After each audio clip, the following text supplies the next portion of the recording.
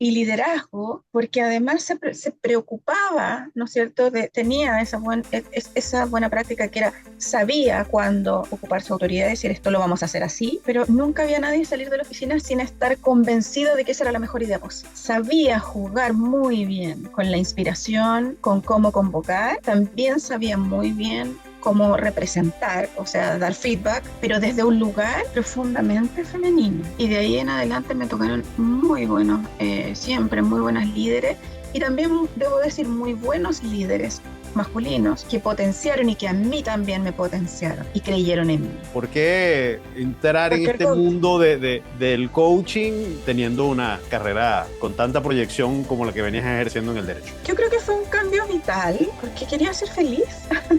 Suena bien.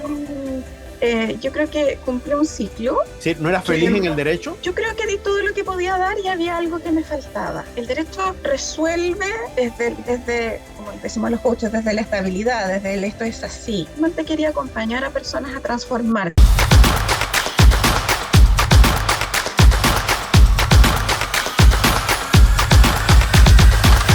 Bienvenidos nuevamente a una edición de Líderes Hablando de Liderazgo. Grabo este video en un momento muy especial. Un momento muy especial para mi país, Venezuela.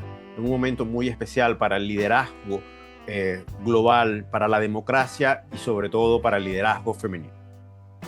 Hoy, cuando estoy grabando este video, hace unos minutos, le acaban de otorgar el reconocimiento, la medalla del Premio Nobel de la Paz a la hija de María Corina Machado, porque María Corina Machado no pudo llegar al evento. Y es importante para el mundo que esta voz de una mujer creyente en la democracia, perseverante, una mujer de mucha fe, una mujer con una gallardía enorme, haya logrado ese mérito de recibir el Premio Nobel de la Paz, que el mundo la reconozca y que el liderazgo femenino llegue a esa posición. En este podcast hemos tenido por lo menos más de 60 mujeres y a todas les he preguntado cómo se entiende el liderazgo femenino, porque creo que mientras hayan más liderazgo femenino tendremos mucha más paz. Creo que las mujeres, lo femenino, siempre está en pro de la paz. Así que creo que es muy significativo y por supuesto no es casual que hoy mi amiga Olga Coste, una mujer de derecho, una mujer de alma, una mujer de conversaciones, una mujer inteligente, una mujer que conozco en unas escenas muy particulares de nuestras vidas, donde probablemente no las desnudamos, esté hoy aquí, y quiero agradecerle a Olga por estar en Líderes Hablando de Liderazgo. Bienvenida, querida. Muchas gracias, Amancio, por esa tremenda presentación. Para mí es un honor y un privilegio estar compartiendo hoy día contigo. Me alegro mucho por tu país también, por lo que significa. Me da mucho orgullo siempre que una mujer nos alcanza un premio Nobel. Nosotros tenemos el orgullo de tener también a nuestra premio Nobel, una poetisa, una mujer muy valiente, que con los años además hemos ido entendiendo una parte grande de su historia. Así es que no puedo sino abrazarte y desearte lo mejor a ti y para tu país, por supuesto, que encuentren prontamente días de paz para resolver la situación. Amén, que así sea. Olga, aunque tenía una pregunta previa que te había dicho que te iba a hacer, la voy a cambiar. Y la voy a cambiar para no perder el momento de este tema. Y es cómo entiendes tú el liderazgo femenino. ¿Qué es eso del liderazgo femenino? Mira, a veces se habla mucho del liderazgo femenino, el liderazgo en mujeres, o el liderazgo en una mujer. Es cierto, existen características que son o que se asocian a aquello que es femenino y aquello que es masculino en el ejercicio del liderazgo. Y es importante porque las mujeres tenemos una forma de ver el mundo y una forma de organizarnos, donde efectivamente tendemos a construir relaciones de colaboración. A diferencia, o por supuesto, esto no está ausente en algunos líderes masculinos, pero es una condición que se encuentra normalmente más presente en las mujeres, de construir redes, ¿ya? Y de construir una colaboración. Esta noción de vamos solos, vamos más rápido, pero juntas vamos más lejos. permite que en entornos complejos como los que estamos viviendo en el mundo, es una mirada que busca resolver el problema de manera colectiva y de manera que permita que la mayor cantidad de personas dentro de una organización, de un país, de un movimiento, logren tener los beneficios de estar en un mundo en paz o de generar una atmósfera, un ambiente colaborativo, inclusivo, diverso, ¿ya? Las mujeres quizás por educación y por temas de género, por ejemplo, tenemos más conciencia de lo que nuestras palabras, gestos, acciones producen sobre los otros y las otras. Somos más conscientes de aquello. Entonces, muchas veces, por ejemplo, podemos gestionar mejor las emociones de un equipo o de un colectivo. Y cada día que pasa sabemos más que el componente emocional de la realidad es aquello que determina en gran forma el resultado, ¿cierto? El mundo, nunca en la historia de la humanidad hemos tenido, por ejemplo, tanto conocimiento sobre la mesa, tanto conocimiento intelectual, que básicamente podríamos resolver casi cualquier problema de la humanidad, el hambre, la sed, la delincuencia. El conocimiento está, pero tenemos sociedades, y aquí tenemos sociedades enojadas y sociedades asustadas. Dos emociones que nos tienen, ¿no es cierto?, en estados de parálisis en muchos lugares. Y entonces la gestión emocional es muy importante. Y eso creo que las mujeres tenemos de alguna u otra forma herramientas. Primero, conciencia. Segundo, herramientas para incorporar esos elementos en nuestro liderazgo, ¿ya? Y eso creo que puede ser un tremendo factor diferenciador.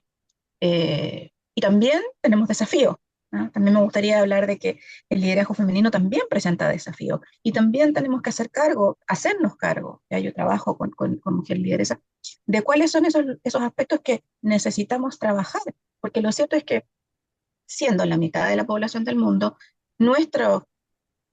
eso no tiene un correlato, nuestra posición en mesas de liderazgo no es ni por mucho el 50%.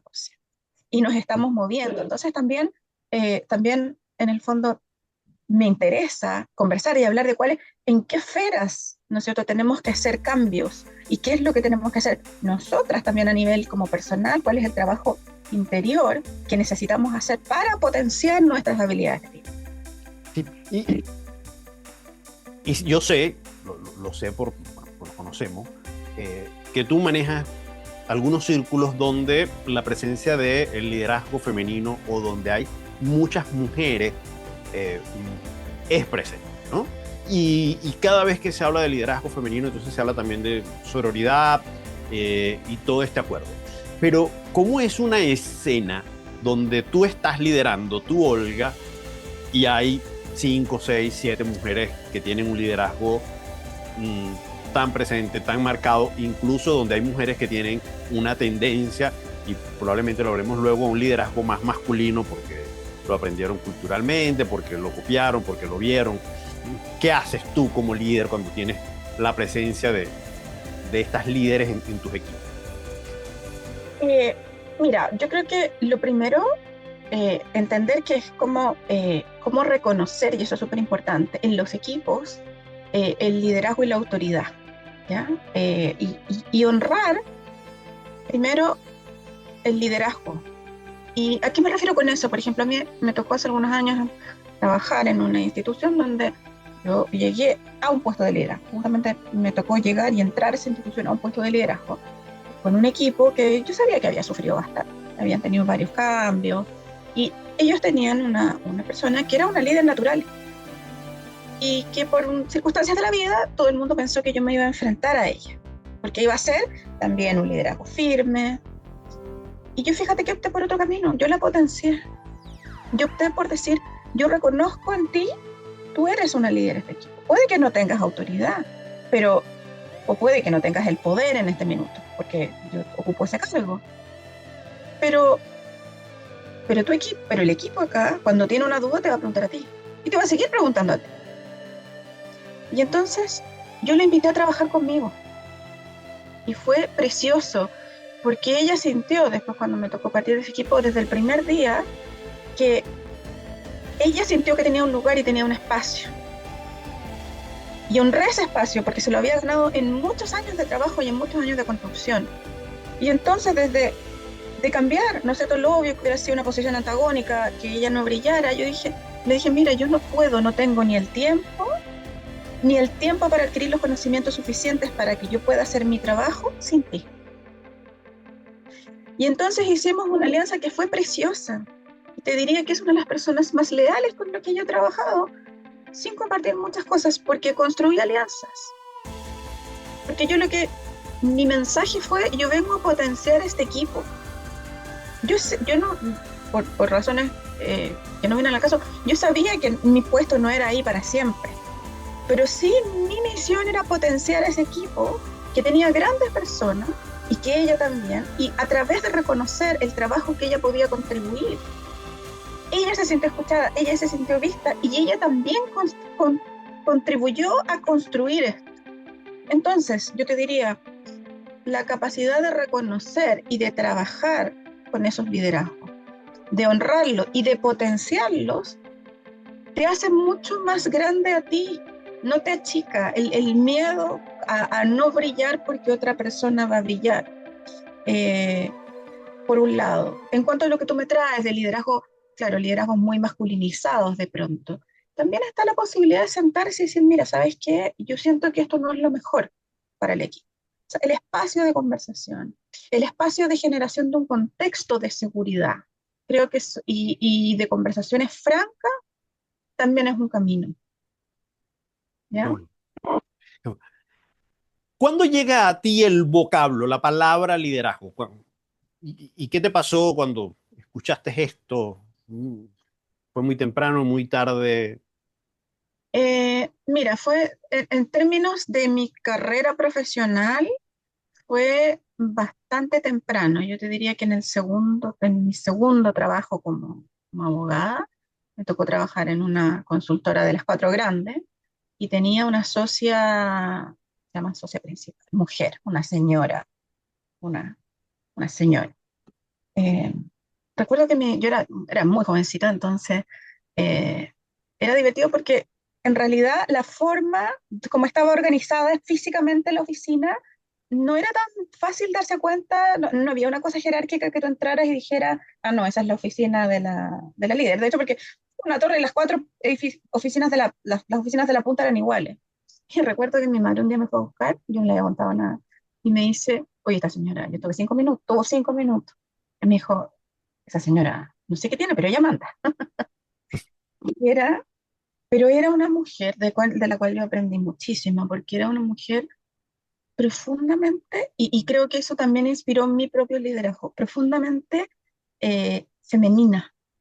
O sea, en lo femenino, jamás tuvo en, en, en un, en un mundo, o sea, consultoras grandes, tributarias, en un mundo que en ese momento, hace algunos años, vamos a decir que estaba comenzando este milenio, era un mundo aún más muy, muy masculino, y ella jamás renunció a ser una líder, pero desde la mujer que era. De hecho, el símbolo del poder era su cartera, Louis Vuitton, en la mesa. Cuando estaba la cartera sabíamos que estaba ella. Y fue una mujer que me marcó muchísimo porque jamás la escuché levantar la voz, jamás la escuché dar un grito, jamás la escuché una mala palabra, pero era autoridad y liderazgo, porque además se preocupaba, ¿no es cierto?, tenía esa buena práctica que era, sabía cuándo ocupar su autoridad y decir esto lo vamos a hacer así, pero nunca había nadie salir de la oficina sin estar convencido de que esa era la mejor idea posible. Sabía jugar muy bien con la inspiración, con cómo convocar, también sabía muy bien cómo representar, o sea, dar feedback, pero desde un lugar profundamente femenino. Y de ahí en adelante me tocaron muy buenos, siempre muy buenas líderes, y también debo decir muy buenos líderes masculinos, que potenciaron y que a mí también me potenciaron y creyeron en mí. Y eso creo que también, también es muy importante o sea, en un mundo en que obviamente han pasado 25, ya casi 26 años de este milenio, que es importante que las mujeres aprendamos a potenciar, ¿no?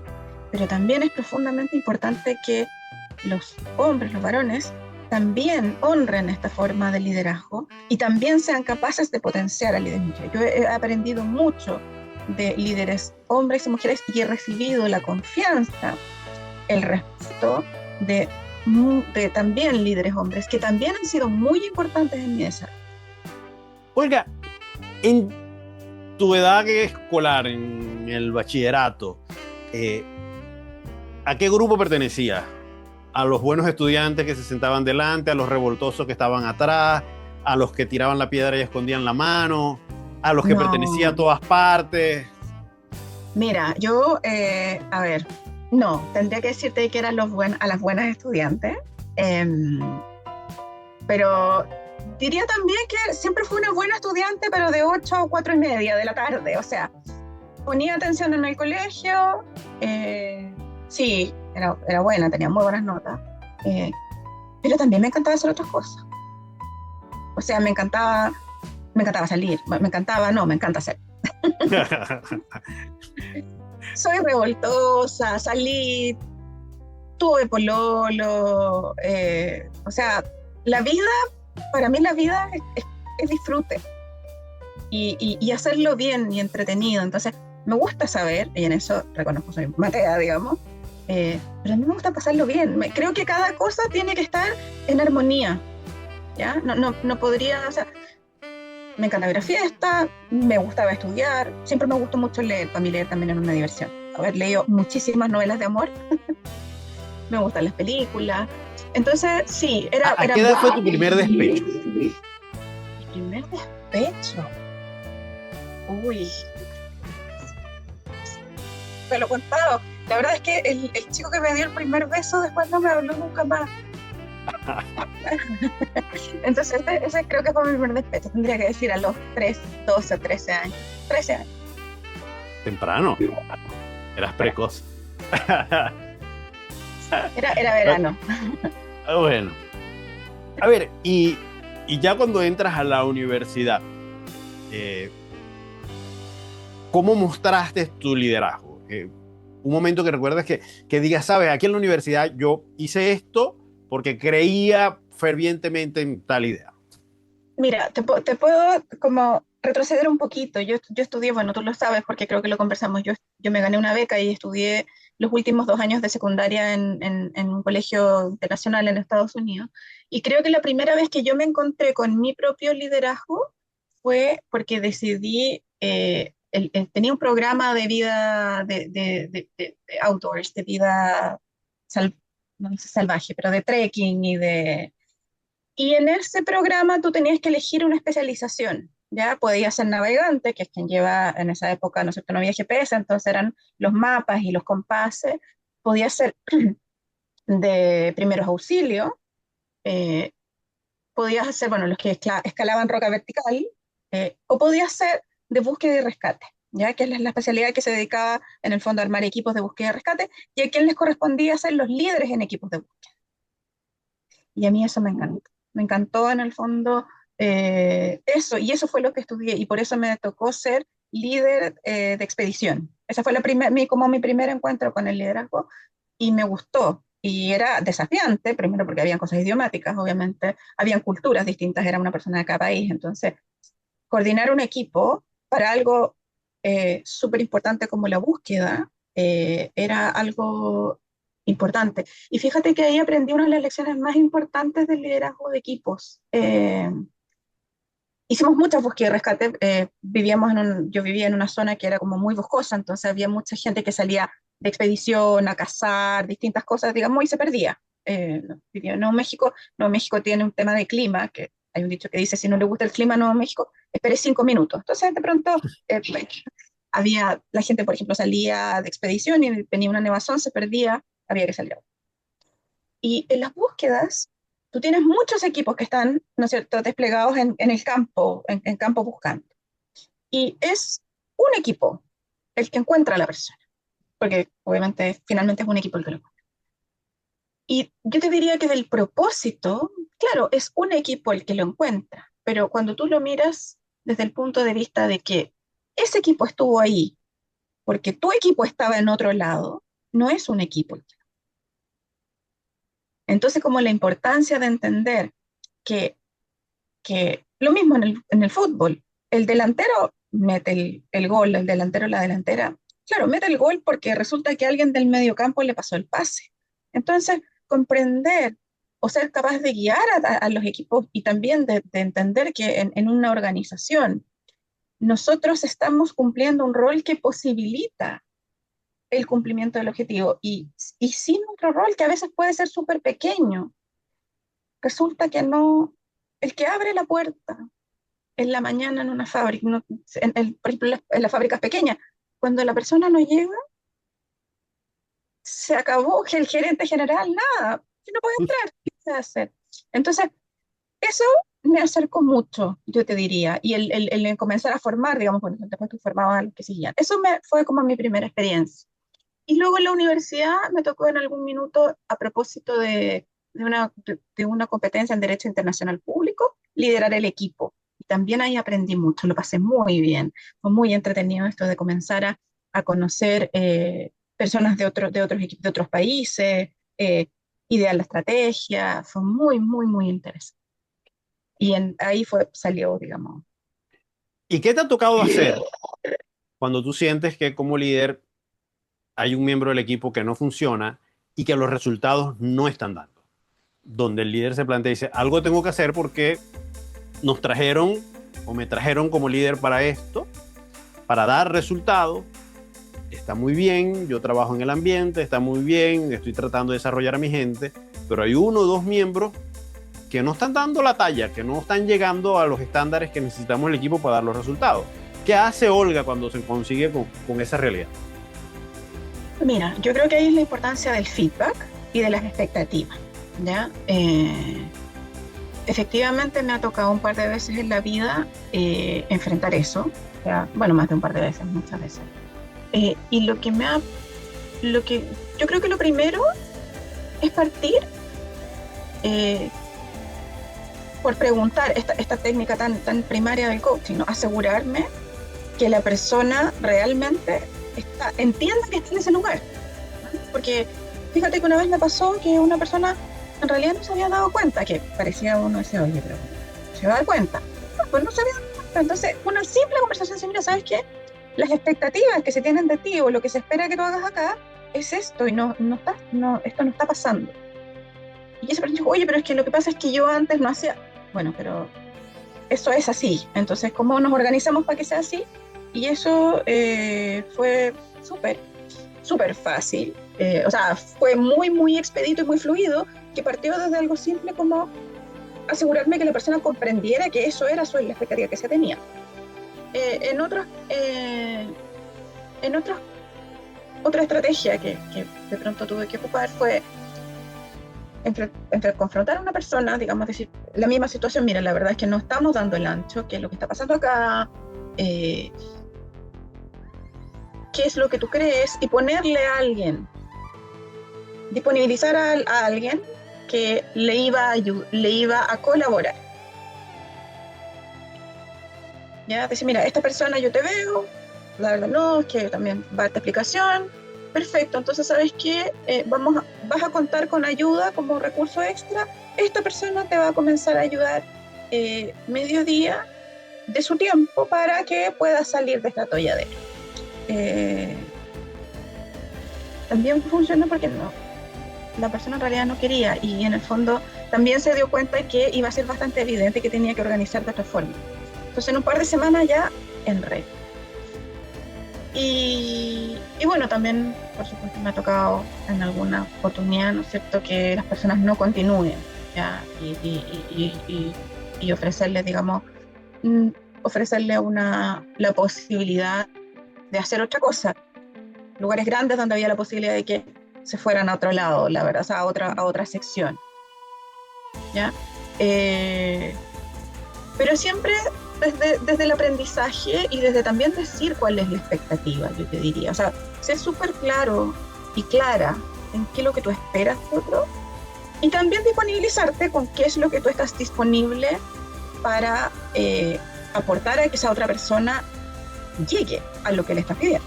Porque obviamente desde el liderazgo tenemos, ¿no es cierto?, un tema de competencia mínima esperada, pero también las jefaturas y los líderes tenemos que estar disponibles nosotros a ser capaces de contribuir al logro de lo que le estamos pidiendo al equipo que haga.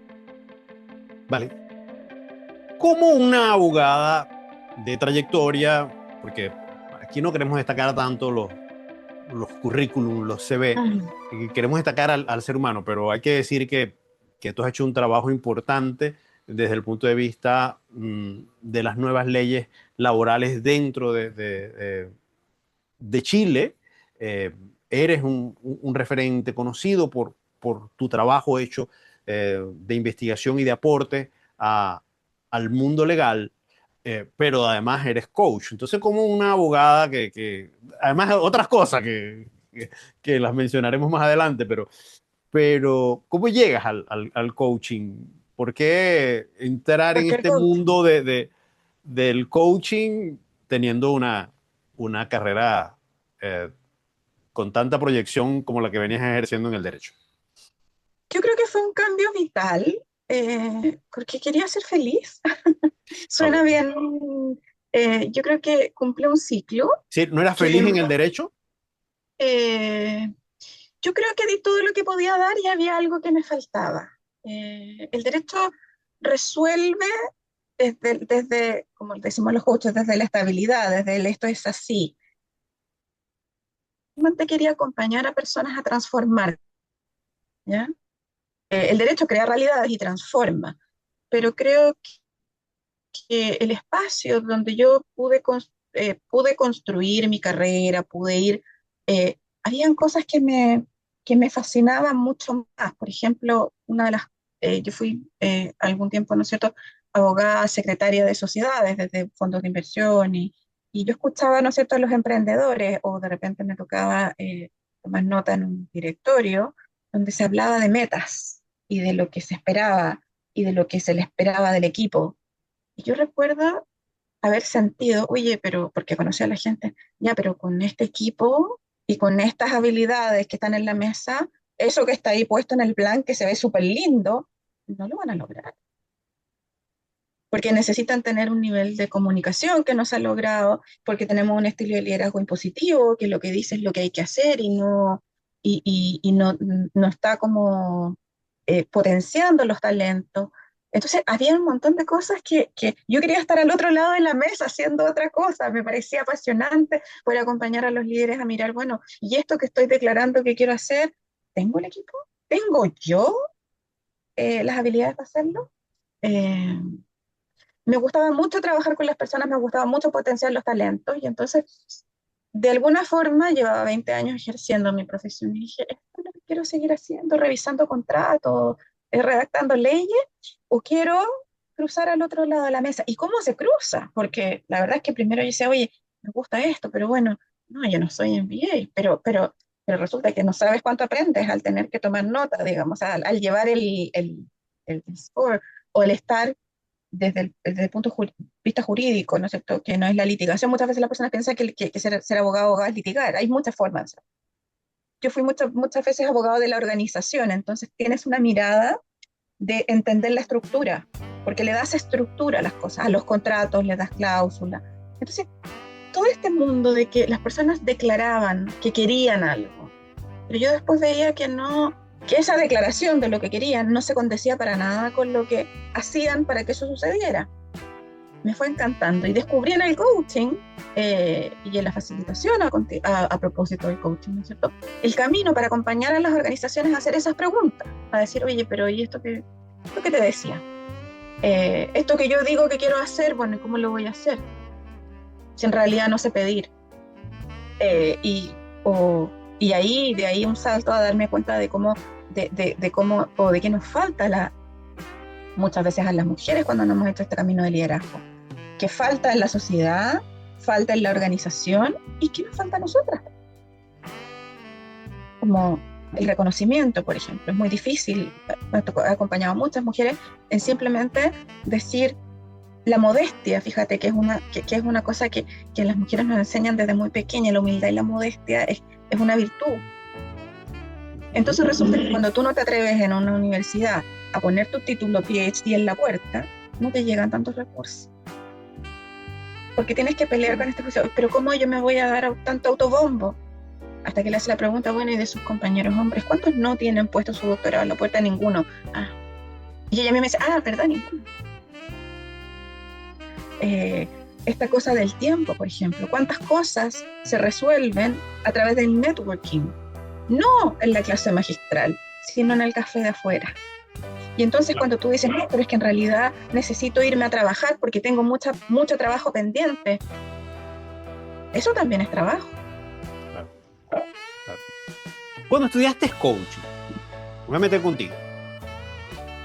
Cuando estabas en el proceso de coaching, todos los que nos hemos certificado como coach y los que lo hemos hecho con varias miradas del coach o programas de este estilo, tenemos un quiebre que descubrimos en el proceso que nos transforma, que se convierte en un hito, nos voltea, dice, sí. Ya sepa que estuve aquí, yo no vine por esto, pero me lo dieron en la cara para que me diera cuenta. ¿Cuál fue ese gran hito que conseguiste en el coaching? Esa quiebre que te dijo, nunca me di cuenta de esto.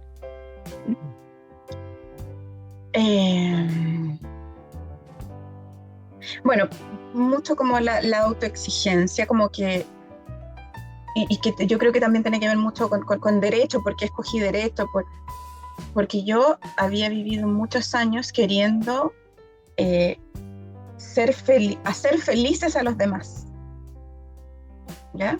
También una cosa que nunca cuento mucho. Mi corazón, yo quería estudiar pedagogía y literatura, yo quería ser profesora de castellano, de literatura. Y fíjate que es difícil aceptar que no lo hice porque obviamente mis padres, y es como, pero ¿cómo va a estudiar eso si usted es tan inteligente? Mira la mujeres. No, pero si usted tiene que estudiar. Y entonces con derecho todo el mundo estaba contento. Era como, no, se va a hacer abogada, ¿qué más? Y yo creo que viví muchos años, y si bien, o sea, la conciencia de que eso era así, pero también la conciencia que esa fue fácil, ¿no? Oye, no, sí, yo no tengo por qué vivir a los demás haciéndolos feliz. Esa no fue tan difícil. Pero después, que fue la más profunda, construir yo mi autoestima desde el juicio aprobatorio del éxito de los demás ya no estaba, porque me sacudí de él, pero tampoco era tan fácil vivir sin él. Ese fue como que es la parte más difícil. Es como, ok, entonces, cuando los demás no aprueban tu decisión, porque esta mujer se volvió loca, que está haciendo esta cosa. Esa fue difícil. Y fíjate, y otra, yo diría que fue ese quiebre y el segundo quiebre, que también viene de lo mismo, o sea, desde otra mirada, el que no necesariamente, y lo vivo hasta el día de hoy, porque nosotros, como la formación jurídica es así, es plantearse en la vida de qué forma yo puedo tener la razón. Andar por la vida teniendo la razón. Ok, claro. Esto es así. Muy difícil. El sustraerme de que ya no es importante tener la razón. Y claro, pues un abogado tiene que ser muy duro. Muy difícil, exacto. Sí, tiene que ser muy difícil. Claro, sí, claro. Sí, debe ser. Ahora, mire, no lo había pensado, pero debe ser muy complejo. ¿Okay? Por la misma razón que es tan difícil en las organizaciones, el trabajo de los abogados. Claro. Porque nosotros hacemos declaraciones de cómo son las cosas. Y ojo que en muchos sentidos el trabajo jurídico es así, o sea, y también esta cosa que fue el aprender y desaprender. Yo hasta el día de hoy ejerzo el derecho. Y por supuesto que cuando ejerzo el derecho tengo que aprender a que tengo que volver a buscar tener la razón. Pero ya soy consciente de aquello. Claro. Fíjate que yo estuve mucho tiempo ligado a muchos abogados porque mi papá él era un personaje que yo siempre digo que él era un buscapeo profesional. Él buscaba muchos problemas y tenía que... Yo estaba muy cerca de él, trabajábamos juntos y, y había muchos juicios pendientes al Mm, mismo tiempo. Era una cosa desgastante. eh, y claro, ya yo venía con este proceso formativo de lo que hago y a uno de sus abogados, el más emblemático, él le decía, a mí me decían a Mancito, mi papá también se llama Mancio, me decía, tráete a Mancito, que él pregunta bien, porque yo le perfecto. hacía preguntas a él desde la otra vereda. Entonces iba cuestionando todo esto, ¿no? Y le empezaba a buscar otras salidas, porque yo era más pro paz de este tema, ¿no? Pero a él le encantaba eso. Entonces, en algún momento pensé, además de esto que hoy descubro contigo, que probablemente tu ida hacia el coaching era por el arte de preguntar, que a los coaches también se nos enseña. Me costó sangre, sudor y lágrimas, fue lo más difícil, porque una abogada está entrenada para preguntar, para que le contesten lo que quiere. Ah, claro. El arte de preguntar en derecho es que te contesten lo que tú necesitas, porque en un juicio, ¿no es cierto?, se llama absolución de posiciones o interrogar a un testigo, tú lo haces para probar tu punto. Entonces es muy difícil. O sea, te diría que lo que más me costó de estudiar coaching fue justamente cambiar y, Claro. y, y, y comenzar a preguntar. Me ayudó el hecho de que efectivamente mi práctica no había sido litigar, sino que mucho tiempo me había tocado trabajar además, por mi origen de donde trabajé en muchas cosas económicas, financieras. Entonces yo había trabajado mucho con ingenieros y había desarrollado toda clase de técnicas. Trabajé con alguien que tenía mucho cariño y que me decía, es que tú mandas unos correos eternos. Me dijo, no, es que yo soy ingeniero. Me dijo, yo no voy a estar leyendo esos párrafos lateros. Entonces empecé a mandarle Excel. Mis correos eran un Excel. Decía tema. Y yo me dijo, ahora te leo todo. Entonces había desarrollado, o sea, como que mi trabajo interdisciplinario había hecho que había aprendido también a preguntar. O sea, de alguna forma por ahí me ayudó. Pero mi core de preguntas, sí, muchísimo. Querida, ¿cómo es liderar en estos tiempos donde la digitalización, donde la transformación digital hoy es un hecho? La organización que no está en la transformación digital, pues quedó atrás. ¿Cómo Es es un liderar tema. hoy así? Yo creo que los líderes y las líderes están profundamente desafiados porque nos enfrentamos, fíjate que a un mundo, y esto, el principal componente humano, si tú te fijas en todas las teorías organizacionales, en todas las teorías económicas, los seres humanos, las personas, aportábamos la inteligencia. Y fíjate que eso está saliendo de la ecuación. O sea, lo que nos hace profundamente humanos y insustituibles, ¿no es cierto?, ya no nos hace insustituibles. Entonces, es un desafío. O sea, yo creo que desde la impresora, o sea, desde que se inventó la imprenta, que no teníamos una cosa tan fuerte, porque hay procesos que están en el core que sí puede hacerlos la inteligencia artificial. Yo recuerdo las discusiones, aquí me voy un poco al mundo del que yo provengo, mis compañeros, amigos abogados, o sea, oye, pero, o sea, una discusión 15 años atrás, la inteligencia artificial jamás va a poder hacer contrato. Hoy día hace contrato. Así es. Claro. Y lo entonces, es un mundo que avanza yo te diría hacia porque claro, la revolución industrial, pasamos todo manual a una cosa industrial, y entonces reemplazó yo te diría que la dimensión corporal del humano, ¿no? La máquina lo que hace es reemplazar lo que llamábamos mano de obra. Pero hoy día tenemos una revolución que reemplaza lo lingüístico, o sea, este pedacito que nos hace reemplazables. Y yo te diría que eso combinado, ¿no es cierto?, con hoy día 4 generaciones en un lugar de trabajo, tú tienes a lo menos 3 generaciones, si no ya 4, que son generaciones profundamente distintas, que además tienen una actitud profundamente distinta frente a la digitalización. Entonces, parte importante de mi trabajo muchas veces es acompañar a compañías que están en procesos de gestión del cambio y que, claro, tú tienes un millennial, una generación Z, que le pongan un proceso nuevo, es fácil, porque están son mentalidades que fueron formadas, cableadas para la tecnología. Pero ya cuando entramos como a los últimos millennials, a nuestros orgullosos miembros nosotros de la generación X, donde el primer computador, y reconociendo que tuve mucho privilegio, pero yo mi primer computador lo tuve en la universidad, porque ese año llegaron a las casas que podían los computadores, entonces no estamos cableados de la misma forma. Entonces es profundamente difícil. Es profundamente difícil porque por otro lado, ¿no es cierto?, tienes una serie de normativas laborales, nunca hemos estado tan interconectados, pero también con tanto respeto a cómo separamos el mundo laboral del familiar, del personal. Entonces son desafíos porque son, por un lado, ¿no es cierto?, una enorme disponibilidad de recursos, formas y presión a un giro constante de velocidad, o sea, cada vez es más rápido, con emociones que nuestro sistema emocional sigue siendo paleolítico, digamos.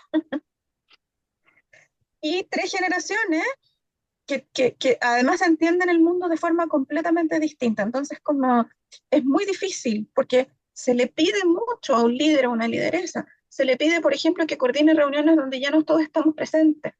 Entonces tenemos el desafío de lo híbrido versus lo presencial, de la inteligencia artificial versus equipos donde tenemos que lidiar con emociones, de nuevo, paleolíticas, digamos.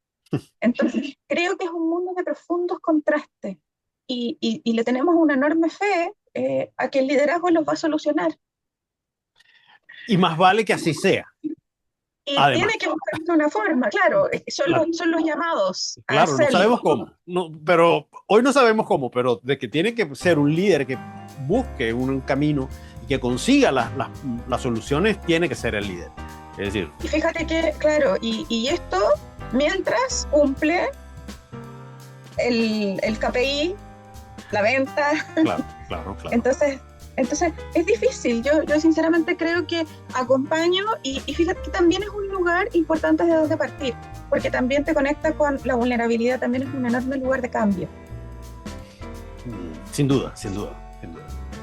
De hecho, nosotros en el programa Penta Digital, que tenemos toda una unidad de las 5 pilares que constituye Penta Digital, en el pilar de la cultura digital, lo que hacemos es acompañar a los líderes para que de alguna u otra forma logren sobrevivir a la vorágine que significa hacer una transformación digital organizacional. Exacto, el duelo, o sea...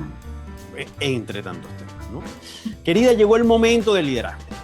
Es ese momento en que tú nos cuentas de manera anecdótica cuándo serviste de líder, impactaste a uno o a muchos, o cuándo alguien impactó tu vida porque ejerció un buen liderazgo.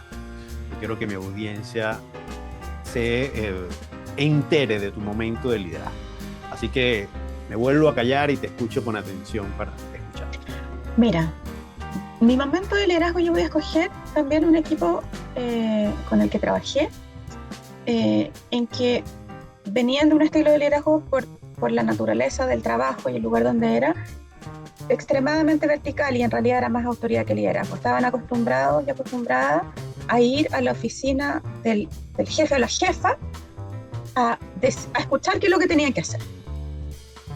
¿Ya? Entonces las reuniones, era un equipo grande, eran como unas 10 personas, pero todas las reuniones yo noto que empiezan en que se sentaban y venían a escuchar instrucciones. ¿Ya? Yo estaba ejerciendo de abogada, pero yo venía llegando a la institución, era imposible, o sea, yo tenía las directrices, sabía dónde tenía que ir, pero era imposible que yo para cada cosa tuviera una solución, porque quienes conocían el aparataje, los programas, lo que había que hacer, eran ellos y ellas. Y entonces había tenido la suerte de leer un libro que se llama Los primeros 90 días, The First 90 Days. Entonces yo al principio escuché, miré, tomé nota, y una de las cosas que me surgió principalmente fue esta, que era un equipo de profesionales, porque no estábamos hablando de personas que eran todos profesionales, era un departamento jurídico, Entonces, como a las 2 semanas de escuchar esta peregrinación pues les decía, yo no soy oráculo. Era como el oráculo de Delfos, donde íbamos a buscar la solución a los problemas. Les dije, miren, a ver, para todo el mundo conversación con nosotros aquí todos tenemos el mismo título profesional, ¿ya? Me servía porque además era público, y en el público tú sabes que existen estamentos de contratación que tienen que ver con tu... Todos pertenecemos al estamento profesional, no directivo, pero profesional también. Entonces, ¿qué es tener una profesión oficio? Sí, así fuera atrás. Miraron así como... ¿Cuál es la diferencia entre un profesional y una profesional administrativa? El profesional es quien profesa una profesión, una ciencia o arte del que tiene conocimiento. Y entonces ejercer profesionalmente es dar una opinión, especialmente los abogados, dar una opinión respecto de lo que se nos ha encomendado como gestión. ¿Estamos claros en eso? Sí, no. ¿Hay alguien que no entienda que le puede ser profesional? Entonces les dije, yo los quiero desafiar y las quiero desafiar a que nadie más entre a mi oficina a preguntarme qué tienen que hacer si no traen ustedes lo que ustedes harían. Porque yo no puedo rehuir mi responsabilidad, obviamente, como jefatura, de que yo sé que la decisión pesa sobre mí. Eso no lo estoy negando. Pero las alternativas no. Aquí vamos a hacer, es lo que los distingue a ustedes de ser un administrativo, que no está mal, pero es otra forma de hacer las cosas. Yo a una persona le puedo dar una instrucción, pero una instrucción de dónde archivar una carpeta. Yo no puedo decirle a un profesional lo que tiene que hacer. Entonces, de aquí para adelante, las reuniones, así como yo me preparo y me he tenido que preparar, ustedes también, porque son profesionales y son buenos profesionales, excelentes, personas inteligentes, súper preparados. Entonces, quiero que de aquí en adelante lo que vengan a hacer acá es a decir qué es lo que ustedes harían, y siempre desafíense a pensar otra alternativa, aunque ustedes no estén de acuerdo con esa otra alternativa.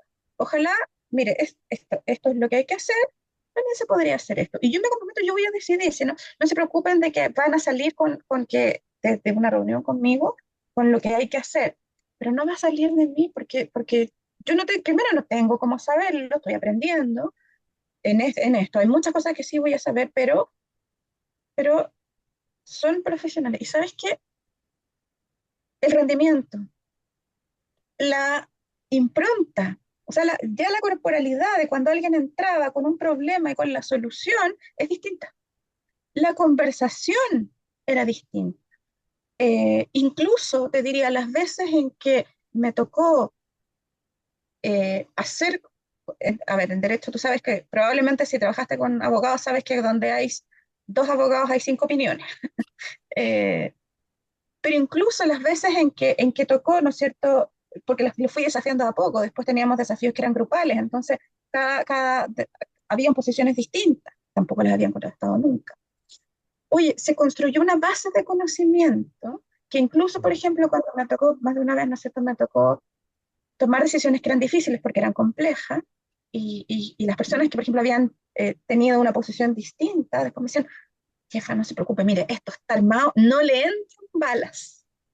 Porque todos se comprometieron, ¿por qué? Porque al sacar, ¿no es cierto?, y honrar el conocimiento, la potencialidad de las personas y reconocer que en ellos estaba la sabiduría de lo que había que hacer, empezaste a potenciar y a construir conocimiento dentro de la organización.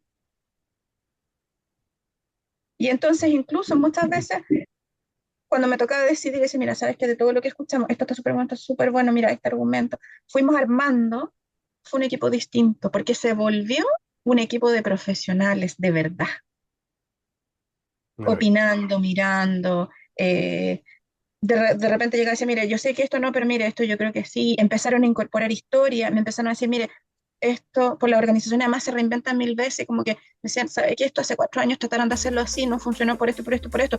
Yo no tenía cómo saberlo. Entonces, lo que empezó a aparecer, bueno, como hablaba el maestro Maturana, ¿no? Que amar algo es dejarlo aparecer. Empezó a aparecer todo eso que estaba abajo. Que mientras la actitud era yo espero que me digan lo que tengo que hacer, no aparecía porque no estaba disponible.